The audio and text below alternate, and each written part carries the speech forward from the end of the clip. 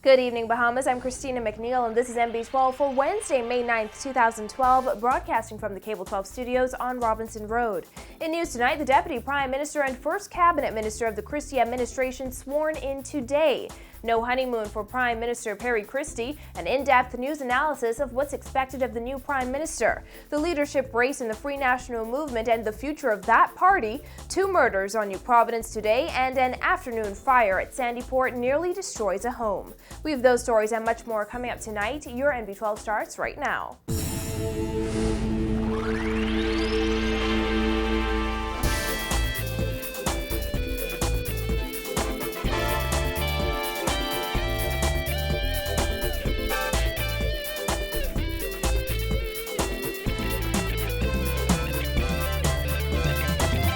Joining us. Prime Minister Perry Christie making his first ministerial appointment today. PLP Deputy Leader Philip Davis was sworn in at Government House this afternoon as Deputy Prime Minister and Minister of Works and Urban Development. Nikia DeVoe sat in on the ceremony and filed this report. It was here in the ballroom at Government House that Mr. Davis swore on the Bible to be a true and faithful minister. He thanked his supporters and said he accepts the public's mandate to serve. He also thanked those before him, and after the ceremony he told reporters what he has planned for the Ministry of Works and Urban Development.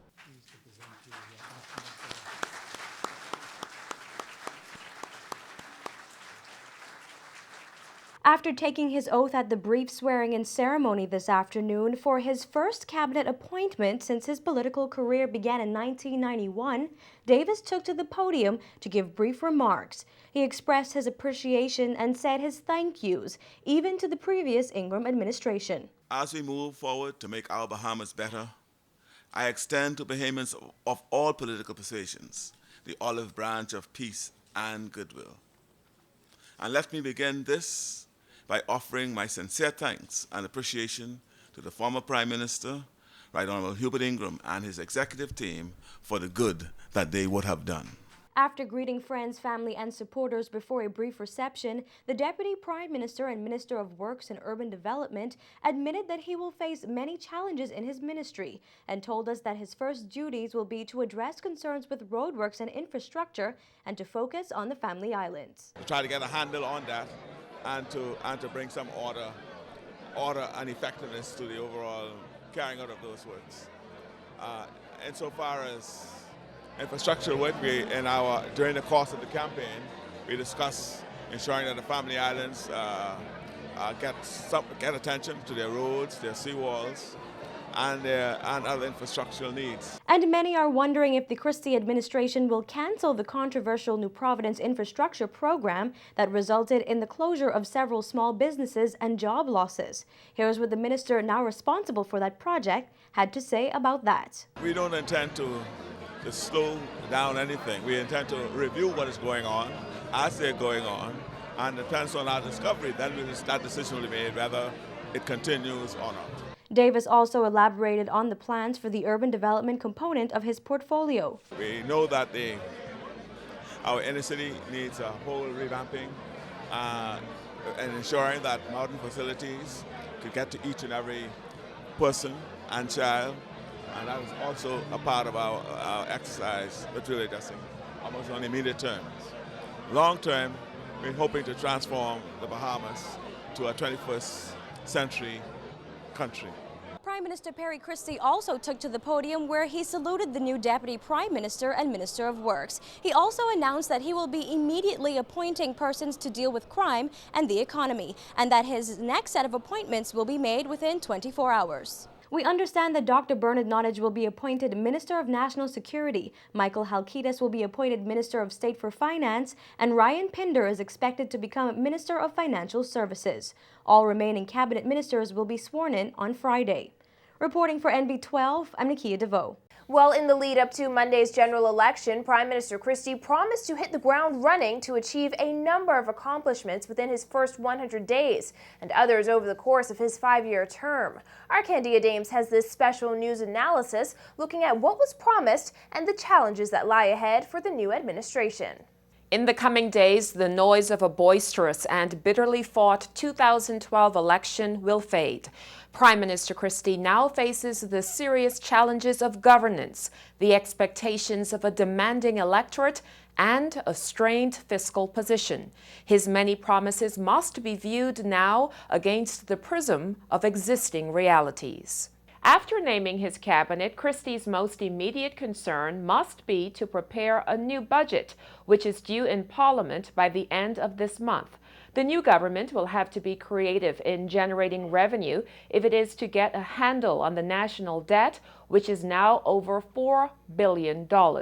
One obvious way might be a national lottery. Christie has promised to hold a referendum on gambling within the first 100 days in office. That gives the PLP government until around September. Christie has also promised a referendum on oil drilling, although he did not give a time frame. Christie's deputy, Philip Brave Davis, has promised to push for a commission of inquiry in the first 100 days to look into the sale of the Bahamas Telecommunications Company, the management of the New Providence Roadworks project, and the Arawak Key container port deal. Christie has promised to get a majority stake of BTC back in the hands of Bahamians, although he has not yet said exactly how he will go about this. On the campaign trail, the PLP repeatedly lashed the Ingram administration for, quote, failing to put Bahamians first. Christie has promised to immediately put in place programs to address the crime problem. We need what we call safe havens for those who fear immediate violence. Operational ceasefire will offer focus on repeat offenders and real increased surveillance of those out on bail. We're also going to introduce what we call violence breakers. On the campaign trail, Christie also promised to focus within the first 100 days on implementing a mortgage relief plan, but he will need the cooperation of lending institutions to do so.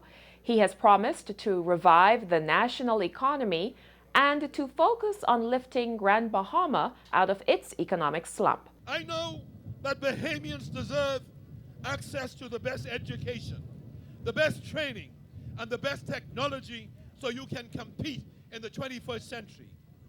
When I see Bahamians out of work or stuck in low-wage, dead-end jobs they can't even depend on, I know that we can do better. The PLP's focus during this term, according to Christie, will be to put Bahamians first. And that means a doubling in the investment in education over the course of the term. I have a plan. I have a plan to transform Grand Bahama into a premier destination, complete with diversified industrial trade and shipping sectors. The GIN project with the surrounding properties in West End must finally live up to its potential. And with it will come the splendor of a new West End able to compete with the Key West of our region. The East will not be left out either. In its first year in this term, the PLP has also promised to put in place a national health insurance program, and it has promised to bring the controversial New Providence Road Improvement Project to a speedy end. In fact, on the campaign trail, PLP Tall Pines MP-elect Leslie Miller said one of the first actions of the new Christie government will be to get rid of Jose Cartolone, the Argentinian company spearheading that project. Prime Minister Christie must balance all these promises with the need to keep his ministers in check this time around and to try to avoid scandals in his administration. With his legacy at stake, Christie must know that there can be no honeymoon. He must acknowledge he has been given a second chance and continue to prove himself worthy of it. Today was his first full day as Prime Minister, and for him and his administration, the work is now only beginning. Reporting for NB12, I'm Candia Dames. Well, the Progressive Liberal Party has a batch of fresh new talent to choose from for ministerial or other government posts. Paige McCartney speaks with a few of the new PLP MPs elect in this next report. Those fresh, new, young faces of the Progressive Liberal Party said they are eager and they can't wait to get the ball rolling on the 100-day plan that the party has put in place and to also transform the communities that they've been chosen to represent. There are several newcomers to the Progressive Liberal Party and government who have a tall task ahead of them as they learn the inner workings of running a country. But those we spoke with today say they are prepared for the challenges that are looming. The Free National Movement exited power, leaving behind the highest national debt the country has ever faced, along with record murder counts and near-record unemployment. During its campaign, the PLP leaned heavily on its so-called new generation of leaders, who the party hopes will lend fresh ideas to tackling these problems. MP-elect for Bamboo Town, Renwood Wells, today said the PLP's Charter for Governance 2012 holds the answer to many of those issues. It's really exciting that things that I would have talked about over the past 4 years is now within sight. The PLP does have a 100-day plan in which we're going to hit the ground running on day one, as we said. As you can see, the Prime Minister is living true to form. He got sworn in the very next day. The Deputy is now getting sworn in today. He says his cabinet will be fully named by Friday. Obviously, persons will be on the ground by Monday doing the things that the Bahamian people require of us. Garden Hills MP-elect Dr. Kendall Major is another young newcomer to the PLP and politics in general. As Prime Minister Perry Christie formulates his new cabinet, the rookie said he's willing to go in whichever area he is needed. I am here to serve, and I'm here to serve at the pledge of the Prime Minister if he sees fit to ask me to serve in his cabinet. But when I started this process very prayerfully, almost 2 years ago, I recognized that Garden Hills needed good representation. Garden Hills is a very interesting community. My church is in Garden Hills. The projects I started was around my church and in Garden Hills. So my focus has always been the people of Garden Hills. Dion Smith, the MP-elect for Nassau Village, said he's focusing entirely on his constituency and delivering the promises he made to them as quickly as possible. I think I won by 790 votes, which was overwhelming, and it shows the love that they have for me in Nassau Village. I've already started to prepare my 100-day plan so that I can do what I promised that I was going to do in Nassau Village for my people. I told them if they want to go above and beyond, vote for Dion. They have, so Nassau Village prepared to go above and beyond. And Pinewood's elected MP Kalis Roll said he's ready to lend his talents to what he believes is the perfect combination of leadership in the Progressive Liberal Party. We need a mixture of wisdom, we need a mixture of youth, we need a mixture of energy, we need a mixture of ideas. And the only way we're going to solve these problems that the country currently faces is by having the distribution of people that we currently have. Make no mistake about it, Mr. Christie believes in this transition that is taking place. He believes that the new generation of leaders now has to take the mantle and get this country where it needs to go. Now, as we've mentioned, the PLP has a long road ahead to remain in the good graces of the Bahamian electorate that voted it back into power. Only time will reveal the party's ultimate success in its mission to transform the Bahamas. Reporting for MB12, I'm Paige McCartney. The recount of election ballots is complete. According to official election results released this afternoon, the Progressive Liberal Party won 76% of the seats up for grabs in Monday's general election. The PLP also scored the majority vote, receiving nearly 10,000 more votes than the Free National Movement. Vonique Toot has the breakdown. The results of the May 7th general election are now official. They show the Progressive Liberal Party won 29 of the 38 seats in the House of Assembly. The Free National Movement won the remaining 9. Official election results obtained by NB12 show that 155,804 people voted in the 2012 general election. That's 90% of the people who registered. That means more than 16,000 registered voters did not vote. The highest voter turnout was in West End and Bimini, where nearly 5,300 people voted. The highest voter turnout on New Providence was in the Bainstown and Grantstown constituency, where more than 4,900 people marked their regs. On the Family Islands, most people voted on North Abaco. That's 4,130 people to be exact.